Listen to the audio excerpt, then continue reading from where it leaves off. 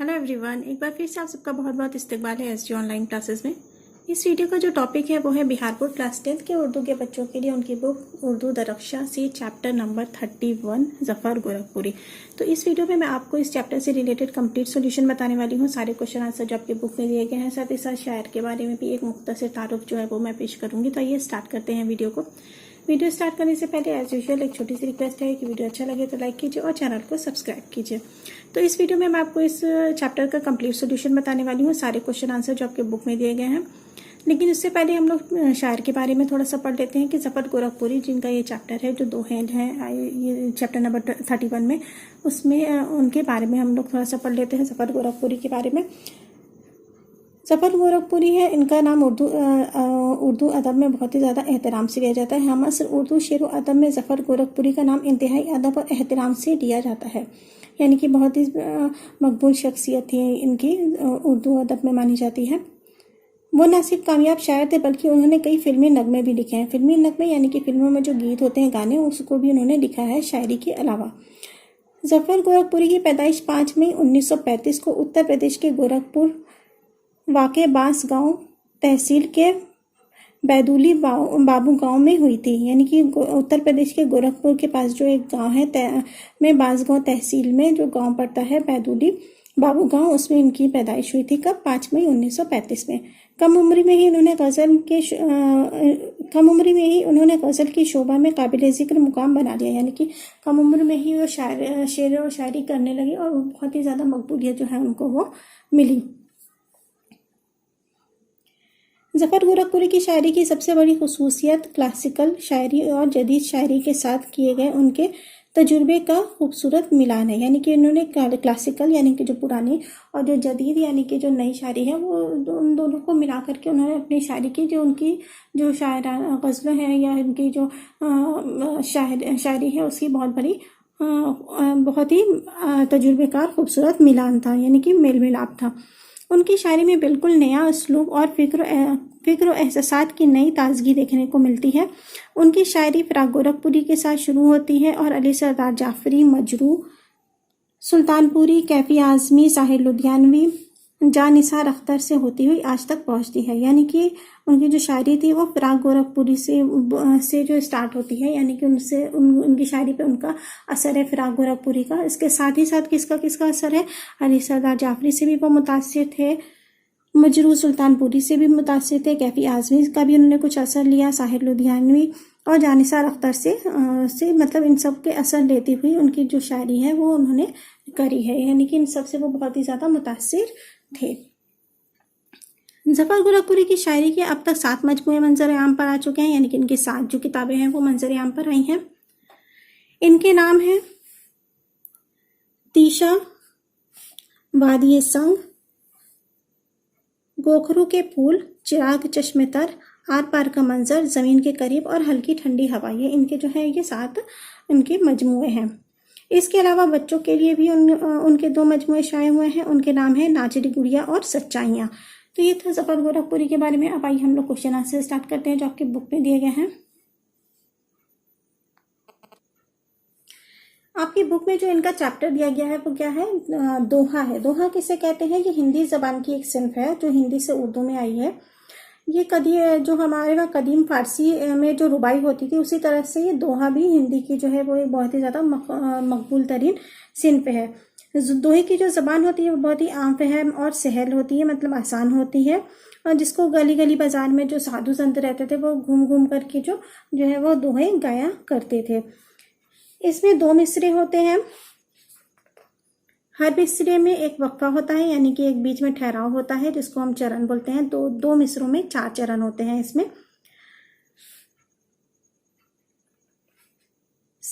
इसमें पहले और तीसरे चरण में 13 मात्राएं होती हैं और दूसरे और चौथे चरण में 11 मात्राएं होती हैं, यानी कि कुल इसमें मिला करके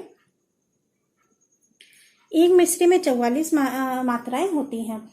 तो ये थी दोहे की तारीफ। अब हम आते हैं जो क्वेश्चन आंसर इस बुक में आपको दिए गए हैं उसमें से पहला सवाल है ज़फ़र गोरखपुरी की पैदाइश कब हुई थी? आंसर इसका ज़फ़र गोरखपुरी की पैदाइश 1935 में हुई थी, जैसे कि अभी हमने इससे पहले पढ़ा भी था। सवाल नंबर 2 है ज़फ़र गोरखपुरी की पैदाइश किस रियासत में हुई, यानी कहाँ हुई थी? रियासत यानी कि स्टेट। तो इसका आंसर है उत्तर प्रदेश में। सवाल नंबर 3 है, जफर गोरखपुरी की शायरी की सबसे बड़ी खुसूसियत क्या है? आंसर है इसका तजुर्बे का खूबसूरत मिलान है, यानी कि जो जदीद और क्लासिकी दोनों का जो शायरी है उसके तजुर्बे को उन्होंने बहुत ही ज़्यादा मिला करके पेश किया है उन्होंने अपनी शायरी में। अगला सवाल है सवाल नंबर 4, बच्चों के लिए जफर गोरखपुरी के कौन से 2 मजमूए शाये हुए हैं? इसका जवाब है पहला नाचरी गुड़िया और दूसरा सच्चाइयाँ। उनके 2 मजमूए हैं जो उन्होंने उन बच्चों के लिए ये शाये हुए हैं। अगला शाये यानी कि छपे हैं। सवाल नंबर 5 है, जफर गोरखपुरी ने किन किन मुल्कों का दौरा किया था? आंसर है इसका अमेरिका, सऊदी अरब और मुत्तहदा अरब इमारात यानी कि UAE, United state of Emirates के दौरे किन्होंने किए थे, यानी कि वो कहाँ कहाँ गए थे? अमेरिका, सऊदी अरब और मुत्तहदा अरब इमारात यानी कि यूएई। तो इन 3 ममालिक का उन्होंने जो है वो दौरा किया था। तो ये थे मुख्तसर तरीन सवालात, यानी कि जो बहुत ही शॉर्ट क्वेश्चन आते हैं ऑब्जेक्टिव। अब हम आते हैं मुख्तसर सवालात की तरफ। ये जो 2 नंबर के सवाल आपके एग्जाम्स में पूछे जाते हैं उनमें जो आपके बुक में दिए गए हैं उसमें पहला सवाल है, जफर गोरखपुरी का कौन सा दोहा आपको अच्छा लगा और क्यों? तो इसका जवाब है, जफर के ज़ेरे निसाब दोहों में उनका छठा दोहा मुझे बहुत ज़्यादा पसंद आया, जो इस तरह है, वो ले आए बाजार से सीख के लम्हे चंद, पैसों से मिलता कहीं जो मन का आनंद। इसके मायने हैं, ये दोहा मुझे इसलिए पसंद है क्योंकि इसमें शायर ने जिंदगी का बहुत बड़ा फलसफा पेश किया है कि वो क्या फलसफा है? वो ये कि पैसों से जिंदगी में आराम और सुकून हासिल नहीं किया जा सकता है, यानी कि वो बाजार से सुख और लम्हे के जो सुख के लम्हे हैं या जो सुकून है वो हम पैसे से अगर मिलता तो हम कहीं से खरीद लेते, लेकिन क्या है वो पैसों से हमको हासिल नहीं होता है। तो ये बहुत बड़ा फलसफा है जो जिंदगी का है, जो इन्होंने इस दोहे में पेश किया है। तो ये दोहा जो है वो हमको सबसे ज्यादा पसंद है। अगला सवाल है,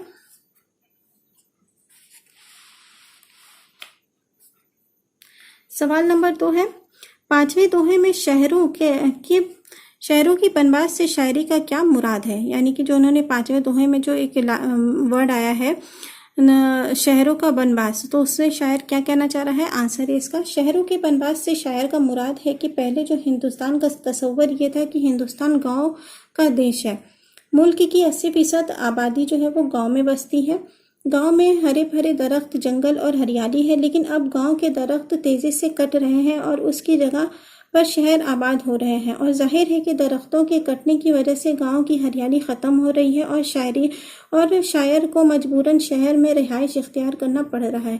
अब साये में बैठने का के लिए कोई दरख्त भी नहीं मिलता है, इसी वजह से शायर ने शहरों का बनवास लफ्ज़ का इस्तेमाल किया है। यानी कि इसमें इन्होंने बताया है कि किस तरह से हिंदुस्तान को पहले गांव का मुल्क कहा जाता था, क्योंकि यहाँ पे गांव की बहुत तादाद ज़्यादा थी, लोग ज़्यादातर 80% लोग जो है वो गांव में रहते थे। लेकिन अब धीरे धीरे जैसे जैसे लोग तरक्की कर रहे हैं वो लोग जो है वो शहरों की तरफ आ रहे हैं, तो फिर क्या है उनको एक तरह से वनवास मिल रहा है। शहरों की तरफ आने के लिए उनको गाँव से निकाला हो रहा है और वो शहर में वनवास काटने के लिए जा रहे हैं। तो इस शायर इसमें ये शायर की मुराद यह है, ये मुराद यानी कि वो क्या कहना चाह रहा है। अगला सवाल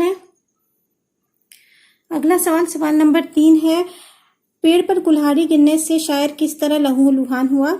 इसका जवाब है, पेड़ पर कुल्हाड़ी गिरने से शायर इसलिए लहूलुहान हो जाता है कि पेड़ों और दरख्तों का वजूद इंसानी मुआशरे और उसकी सेहतमंदी के लिए बहुत ज़रूरी है। पेड़ों की वजह से आबो हवा और मौसम मुतवाज़िन रहता है, यानी कि बहुत खुशगवार रहता है। पेड़ों के जरिए कार्बन डाइऑक्साइड को लेकर उसे साफ करके ऑक्सीजन जैसी हवा मिलती है, जिससे मुआशरे में की आबो हवा और मौसम जो है वो साफ सुथरी और मुतवाज़िन रहती है।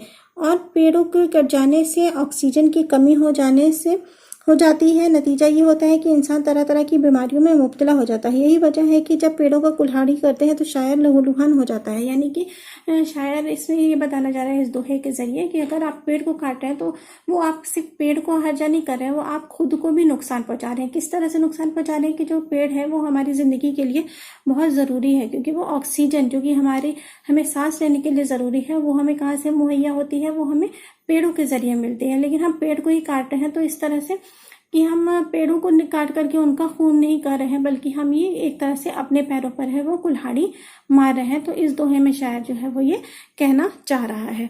अब आते हैं अगले सवाल की तरफ। सवाल नंबर 4 है, बच्चों के टीवी ज्यादा देखने पर शायर क्यों दुखी है? जवाब है, बच्चों के ज़्यादा टीवी देखने पर शायर इसलिए दुखी है कि ज़्यादा टीवी देखने की वजह से बच्चों को खुशी मिलती है और रफ्ता रफ्ता उनकी दिलचस्पी भी टीवी से में बढ़ती चली जाती है। नतीजा ये होता है कि उसी तनासुब में पढ़ाई से उनकी दिलचस्पी जो है वो घटती चली जाती है, जिसका लाजमी नतीजा ये होता है कि किताबों से भी बच्चों की दिलचस्पी कम होने लगती है। इसलिए किताबों को कोई पूछता ही नहीं है। किताबों की कदरदानी किताबों के मुताले से है। जब किताब को कोई पढ़ेगा ही नहीं तो जाहिर है किताब बेवा हो जाएगी और शायर को इस बात का दुख है। तो इस दोहे में शायर क्या कहने जा रहा है, जो बच्चे हैं वो टीवी देखने लगते हैं तो वो उसी में खो जाते हैं। तो फिर उनको उसके अलावा फिर ना तो वो खेल कूद पे ज़्यादा ध्यान देते हैं, ना पढ़ाई लिखाई पे ध्यान देते हैं। तो इस तरह से किताबों की भी कदर, क्योंकि शायर एक क्या है, एक वो लिखने वाले हैं, तो उनको पता है कि किताबों की क्या अहमियत होती है। तो अगर किताबें बच्चे जो है वो पढ़ेंगे नहीं तो किताबों की उनके नज़र में कोई कदर नहीं रह जाती। इसलिए शायर जो है वो इस वजह से दुखी है। अगला सवाल है, सवाल नंबर 5 है, कंप्यूटर से हमें क्या नुकसान पहुंच रहा है? एक दोहे में इन्होंने कंप्यूटर से होने वाले नुकसान के बारे में भी लिखा है। इसका सही जवाब है, कंप्यूटर से हमें ये नुकसान पहुंच रहा है कि कंप्यूटर की ईजाद से, ईजाद यानी कि इन्वेंशन से, जो खोज है से हमारे समाज का पूरा नक्शा ही बदल कर रह गया है। कंप्यूटर से मुख्तलिफ प्रोग्रामों को देखने के लिए हम इस कदर मसरूफ़ हो गए हैं कि हमें वक्त का भी पता नहीं चलता है कि किस वक्त शाम हुई, रात कैसे गुजरी और किस वक्त जो है वो सुबह हुई। नतीजा ये है कि जहाँ एक तरफ कंप्यूटर के बुरे असरात हमारी सेहत और समाजी कदरों पर पड़ रहे हैं, वहीं दूसरी तरफ हमारी अखलाकी कदरें भी रफ्ता रफ्ता पामाल हो रही हैं। यानी कि शायर क्यों इसकी वजह से मतलब परेशान है कि कंप्यूटर जो है उसका ईजाद हुआ तो लोग उसमें इस कदर खो गए हैं, उसमें तरह तरह के जो फंक्शंस होते हैं, इसकी वजह से लोग इतना खो गए हैं कि वो उसी में लगे रहते हैं दिन रात। तो उनको ये पता ही नहीं चलता है कि कब सुबह हो रही है, कब शाम हो रही है। और जो समाजी अखलाकी कदरें हैं, यानी कि लोग एक दूसरे से मिलते नहीं है, कौन आया कौन गया। अभी मोबाइल को देख करके कैसे रहता है, लोग अपने अपने मोबाइल में बिजी रहते हैं, उनको ये पता ही नहीं चलता कि बगल में कौन बैठा और आकर के उठ करके चला गया। तो ये क्या है, ये अखलाकी कदरें हैं, यानी कि अखलाक है वो हर चीज़ जो है वो नए नए ईजादात के साथ वो जो इंसान के अखलाक है वो भी बदलते जा रहे हैं। तो इसमें शायर ये कहना चाह रहा है। तो ये थे शॉर्ट क्वेश्चन। अब हम आते हैं आपके बुक में जो लॉन्ग क्वेश्चन दिए गए हैं, तवील सवालात। तो तवील सवाल में जो पहला सवाल दिया गया है वो दरअसल में आपको जो इनके जो आपके निसाब में जितने भी दोहे हैं, सारे दोहों का एक तरह से ये खुलासा है। खुलासा यानी कि सारांश और व्याख्या कहिए कि इस जितने भी दोहे ना इस चैप्टर में आपको दिए गए हैं, इन सारी दोहों की जो तशरीह है, या तशरीह किसे कहते हैं, हम हिंदी में उसको व्याख्या कहते हैं, एक्सप्लेनेशन, तो पूरा एक्सप्लेन इस क्वेश्चन में किया गया है। तो आप अगर ये आंसर को अच्छी तरह से याद कर लेते हैं, पढ़ लेते हैं, तो आपको पूरे जितने भी दोहों हैं सबकी जो तशरीह है, यानी कि दोहों में क्या कहा है शायर ने, वो आपको पता चल जाएगा। तो आइए देखते हैं सवाल। शायर ने अपने दोहों में किन किन ख्यालात का इजहार किया है, उसकी एक फहरिस्त बनाई, यानी कि सारे दोहों के बारे में लिखिए कि उनमें शायर क्या कहना चाह रहा है। तो पहला है, ज़ेर निसाब दोहों में शायर ज़फ़र गोरखपुरी ने बड़ी कीमती ख्यालात पेश किए हैं जो अमूमन आज के बदलते हुए समाजी हालात की रोशनी में अमली ज़िंदगी से मुताल्लिक है। यानी कि आज की जो ज़िंदगी है उसके बारे में उन्होंने अपने दोहों में अपने ख्यालात का जो है वो इजहार किया है। पहले दोहे में शायर कहते हैं कि रात की उम्र बहुत लंबी नहीं होती, इसकी उम्र इतनी ही मुख्तसर होती है जितनी कि दिए चिराग में तेल होता है। इसलिए रात के इस मुख्तसर लम्हों को ख्वाब बनने और तफरीह में गुजारना चाहिए। अब आते हैं अगले दोहे की तरफ। दूसरी दोहे में खुदा की इज़्ज़त बयान की गई है। वो करते हुए वो कहते हैं कि कुदरत के हर शय में खुदा का जलवा नजर आता है। इस हकीकत को शायर ने बादल और सूरज के हवाले से बयान किया है। वो कहते हैं कि बादल की बूंदों में और सूरज की धूप में जो कुदरत है वो किसकी वजह से है, वो खुदा की वजह से है कि कुदरत कार फरमाई है। यानी कि किस तरह से बादल जो है वो आता है उसमें बादलों से पानी बरसता है, और किस तरह से सूरज की गर्मी है आके सब सुखा देती है। तो जिस मतलब जो कायनात में जितनी भी चीज़ें हैं वो सब किसकी वजह से है, वो खुदा की कुदरत की वजह से ही है। तो उसको उन्होंने एक छोटे से एग्जाम्पल से पेश किया है बादल और सूरज के, कि किस तरह से सूरज में इतनी गर्मी है लेकिन बादल जो है फिर भी उसको आकर के ठंडा कर देता है।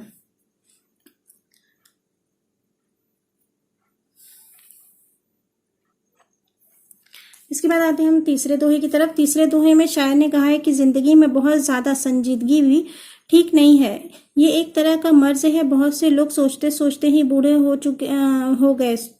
यानी कि जो संजीदा लोग होते हैं कि ज़िंदगी सिर्फ टेंशन में गुजार देते हैं, तो इसके लिए क्योंकि जो होना है वो होके रहता है, तो ज़्यादा संजीदगी से ही लोग सिर्फ सोचते सोचते ही अपनी सारी ज़िंदगी जो है वो गुजार देते हैं और ज़िंदगी को बिल्कुल भी इंजॉय नहीं कर पाते हैं। तो इसलिए शायर इसमें क्या अपने तीसरे दोहे में कहते हैं कि ज़िंदगी में ज़्यादा संजीदा होना भी ठीक नहीं है, क्योंकि जो कुछ होता है वो सब कुछ पहले ही लिखा जा चुका है। जो किस्मत में है वो तो होगा ही, तो ज़्यादा सोच सोच के अपनी ज़िंदगी गुजारने से कोई फ़ायदा नहीं है, हमें ज़िंदगी को जीना भी चाहिए है।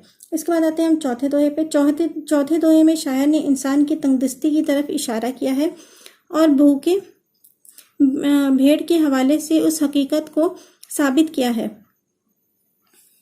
यानी कि जो चौथा शेर है उसमें जो शायर है इन्होंने एक भूखे भेड़ के हवाले से ज़िंदगी की जो तंगदस्ती यानी कि वो जो ज़िंदगी की कमियां हैं कि लोग परेशान रहते हैं उसको पेश किया है।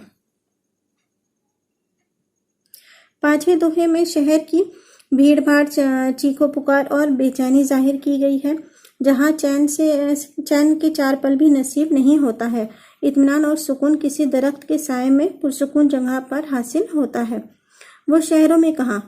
यानी कि जो किस तरह से उन्होंने बताया कि गांव के जो सुकून की ज़िंदगी है, जो चैन और सुकून है, वो हमें शहरों में नसीब नहीं होता है। इसके बाद आते हैं हम छठे दोहे की तरफ। छठे दोहे में शायर ने बताया है कि पैसे से सब कुछ खरीदा जा सकता है लेकिन सुकून नहीं। जैसे हमने क्वेश्चन नंबर 1 जो शॉर्ट क्वेश्चन था तो उसमें हम लोगों ने पढ़ाई था कि अगर कहीं दुनिया के बाजार में चैन और सुकून मिलता होता तो वो भी हम खरीद लेते, लेकिन वो पैसों से नहीं मिलता है।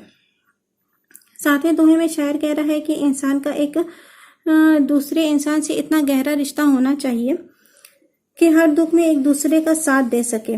यानी कि एक दूसरे की मदद करने के लिए वो जो इस 7वें दोहे में शायर ने लोगों को बोला है। 8वें दोहे में शायर ने माँ और मादरे वतन की अजमत को बयान किया है।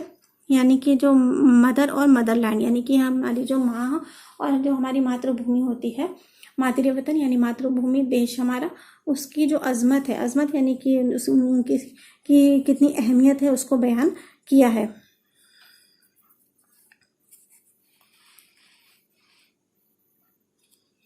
नवें दोहे में शायर ने बच्चों को टीवी देखने की वजह से होने वाले बच्चों के नुकसान के बारे में बताया है, जो अभी हम पढ़ चुके हैं कि किस तरह से बच्चे जो हैं वो टीवी देख रहे हैं और किताबों से, खेलकूद से, इन सब से दूर होते जा रहे हैं, बस टीवी में वो खोए रहते हैं। फिर आते हैं हम अगले दोहे की तरफ। 10वें और आखिरी दोहे में शायर ने कंप्यूटर की लत पर तशवीश का इजहार किया है और शायर की नज़र में कंप्यूटर ने गौर व फिक्र की सलाहियत को सल्ब कर लिया, यानी कि ख़त्म कर दिया। तो इसमें उन्होंने, जैसा भी हमने इसको भी पढ़ा था इस क्वेश्चन को, कि किस तरह से कंप्यूटर का इजाद जब से हुआ है लोग अखलाकी तौर पे और जो जहनी तौर पे जो है वो बदल गए हैं। उनकी जो सोचने समझने की सलाहियत है, उनके अखलाक है, वो सब कुछ बदल चुके हैं, बस वो कितने मसरूफ हो गए हैं। तो ये था क्वेश्चन नंबर 1। इसमें आपको 10 दोहों के बारे में दिया गया है, इनको आप अपनी ज़रूरत के मुताबिक बढ़ा करके भी लिख सकते हैं। अब आते हैं लॉन्ग क्वेश्चन में। सवाल नंबर 2 है, ज़फ़र गोरखपुरी के दोहों की खूबियों को वाज़ेह कीजिए, यानी कि उनके जो दोहों में क्या खुसूसियात है, उनकी क्या खूबियाँ हैं, उसके बारे में लिखना है। आंसर इसका, ज़फ़र गोरखपुरी का शुमार हिंदुस्तान के बड़े शायरों में होता है। उनकी शोहरत पूरी अदबी दुनिया में है। उन्होंने गज़लें, नज़में और फिल्मी नगमे भी लिखे हैं, यानी कि गज़ल लिखी है, नज़में भी लिखी हैं और फिल्मी नगमे यानी कि फिल्मी गाने भी लिखे हैं, साथ ही दोहे भी लिखे हैं। ज़फ़र गोरखपुरी के दोहे इंतहाई सीधे सादे अल्फाज में और आसानी से समझ में आ जाते हैं। उनके दोहों का ताल्लुक सीधे और बराह रास्त हमारी अमली ज़िंदगी से होता है, यानी कि आजकल के हमारी जो ज़िंदगी है, जो हमारी अमली ज़िंदगी यानी कि जो हम काम कर रहे हैं, हम आज किस तरह से जी रहे हैं, जो काम करते हैं उसके से बहुत ज़्यादा मुतासिर होकर के लिखे। जैसे कि अभी हमने पढ़ा कंप्यूटर के बारे में, गांव में रहना, शहर की जो वनवास है, इन सब जो हमारी ज़िंदगी में आजकल जो मसले चल रहे हैं उनसे जो है वो मुतासिर होकर के उनके दोहे दिखते हैं हमको। उन्होंने अपनी एक नई शायरी ज़बान तख्लीक करने की कोशिश की है। ये भारी भरकम और मुश्किल अल्फाज की बुनियाद पर कायम नहीं होती है, बल्कि उनके यहाँ आम बोलचाल के अल्फाज भरपूर शहरी एतबार हासिल करने में कामयाब है। यानी कि उनकी जो ज़बान है वो बहुत ही ज़्यादा सलीस और सादा है। उन्होंने मासूम जज्बों को इस सादगी के साथ बगैर किसी मसनूई सहारे के इजहार का वसीला बनाया है। यानी कि बहुत ही ज़्यादा सादे तरीके से, बहुत ज़्यादा भारी भरकम अल्फाज का इन्होंने इस्तेमाल नहीं किया है। ये ज़बान और जज्बे की सदाकत और मासूमाना अंदाज बयान ज़्यादातर शोरा के यहाँ देखने को नहीं मिलता। यानी कि इतने सफाई से, इतने सादा ज़बानों में लोग शायरी बहुत कम ही जगह पे है जो वो देखने को मिलती हैं। शायद इसीलिए ज़फ़र गोरखपुरी के बाद इस ज़माने में भरपूर अहमियत हासिल हुई है, बाद के ज़माने में भरपूर अहमियत हासिल हुई। यानी कि अब इसी अपनी सादा अंदाज की वजह से उनको आज के दौर में इतनी ज़्यादा अहमियत जो है वो हासिल हुई है। तो ये था सवाल नंबर 2। अब हम आते हैं सवाल नंबर 3 की तरफ, जो कि है ज़फ़र गोरखपुरी के बारे में। ज़फ़र गोरखपुरी के मुताल्लिक अपने वाक़फ़ियत का इजहार कीजिए। यानी कि आप इनके बारे में क्या जानते हैं, इनके मुताल्लिक, यानी कि इनके बारे में वाक़फ़ियत यानी कि क्या जानते हैं उसका इजहार करना है यानी बताना है। आंसर इसका उत्तर प्रदेश के गोरखपुर के एक तहसील में 1935 में ज़फ़र गोरखपुरी की पैदाइश हुई। यानी कि वो गोरखपुर में पैदा हुए। उनकी का असल नाम ज़फ़रुद्दीन था, लेकिन उनके अदबी नाम ज़फ़र गोरखपुरी के नाम से वो अदबी दुनिया में मशहूर हुए। तालीम से फरागत के बाद मुंबई म्यूनिसिपल कॉरपोरेशन के महकमा तालीम की मुलाजमत की वजह से मुंबई पहुंचे और वहीं बस गए।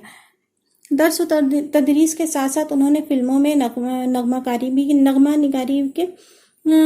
निगारी का सिलसिला भी शुरू किया। यानी कि उन्होंने पढ़ाई लिखाई के साथ साथ वो फिल्मों में गाने लिखने लगे। उनकी गज़लें बास मशहूर गायकों ने गाई हैं। यानी कि उनकी गज़लें जो हैं गानों के साथ साथ उनकी गज़लों को भी लोगों ने गाया है। सादा और पुर असर अशेरी ज़बान की वजह से ज़फ़र गोरखपुरी के हम असर उर्दू शायरी में एक शिनाख्त मिली। यानी कि उनकी जो सादा और ज़बान थी, जो अंदाज़ था उनका, उसकी वजह से उनको बहुत ज़्यादा मकबूलियत मिली और गीत से भी खुसूसी शिनाख्त हासिल हुई। अपने जवां साल साहबजादे की मौत पर उन्होंने छोटे बड़ी नज़मों का मुकम्मल मजमुआ चिराग चश्मे तर के नाम से 1989 में शाये किया, जिसे शख्सी मरसी की रिवायत में तौसी समझा गया। यानी कि उनका जो एक मजमुआ था चिराग चश्मबा, जो कि उन्होंने अपने बड़े बेटे की मौत पर लिखा था, जिसको जो है मरसिये की रिवायत में, मतलब मरसिया निगारी में उसको भी बहुत ज़्यादा आला मकाम हासिल है। ज़फ़र गोरखपुरी की शायरी का पहला मजमुआ तीशा 1926 में शाये हुआ, वादी संग 1975 में, और तीसरा मजमुआ गोखरू के फूल 1986 में शाया हुआ। बच्चों के लिए उनकी 2 किताबें नाचनी गुड़िया और सच्चाइयाँ भी शाया, आर पार का मंजर और हल्की ठंडी हवा भी उनके दीगर मजमुए हैं। तो ये थे ज़फ़र गोरखपुरी का एक मुख्तसर सा तारुफ। अगर आपके में कैसे भी क्वेश्चन ज़फ़र गोरखपुरी के बारे में आता है तो आप इसको लिख दीजिएगा। अब आते हैं हम लोग लास्ट क्वेश्चन की तरफ, सवाल नंबर 4। सवाल नंबर 4 है, दोहे से अपनी वाक़फ़ियत का इजहार कीजिए। यानी कि दोहा किसे कहते हैं बताइए। आंसर इसका, दोहा दरअसल हिंदी ज़बान के एक सिन पे शायरी है। बाद के दिनों में ये उर्दू ज़बान में भी लिखा जाने लगा। यानी कि ये दरअसल कहाँ से आया है, दोहा हिंदी ज़बान से उर्दू में आया है। दोहे की खुसूसियत ये है कि उसकी ज़बान आसान होती है ताकि आम लोग फ़ौरन समझ जाए, यहाँ तक कि अनपढ़ और जाहिल लोग को भी समझने में कोई दिक्कत ना हो, उनकी ज़बान पर चढ़ जाए। जैसे पुराने दौर कदीम ज़माने में हम लोग कैसे देखते थे कि जो साधु संत होते थे वो घर घर घूम करके, जो गली गली घूमते थे, वो क्या दोहे गाते थे। तो उसकी ज़बान जो है वो इतनी सादा होती थी कि जो लोग अनपढ़ हैं, जो नहीं पढ़े लिखे, उनको भी समझ में आ जाए। तकनीकी एतबार से दोहे में 2 मिसरे होते हैं और हर मिसरे में एक वक्फा होता है। वक्फा यानी कि ठहराव होता है। यानी हर मिसरे में 2 चरण होते हैं। वक्फे के पहले का हिस्सा समचरण और बाद का हिस्सा विषम चरण कहलाता है। समचरण में 13 और विषम चरण में 11 मात्राएं होती हैं। आमतौर से दोहे में रदीफ नहीं होता है, लेकिन अगर रदीफ मौजूद हो तो अहब नहीं समझा जाता है, बल्कि उससे एक इजाफी हुस्न समझा जाता है। तो ये दोहे की तारीफ ये था आप लोगों का complete chapter number 31 Zafar Gorakhpuri के बारे में, जो आपकी बुक में दिया गया है और जिस तरह से सवाल इसमें आ सकते हैं सब कुछ इसमें बताया गया है। तो आई होप आप लोगों को जो चैप्टर है वो अच्छे से समझ में आ गया होगा, और अगर वीडियो अच्छा लगा तो लाइक कीजिए और चैनल को सब्सक्राइब कीजिए।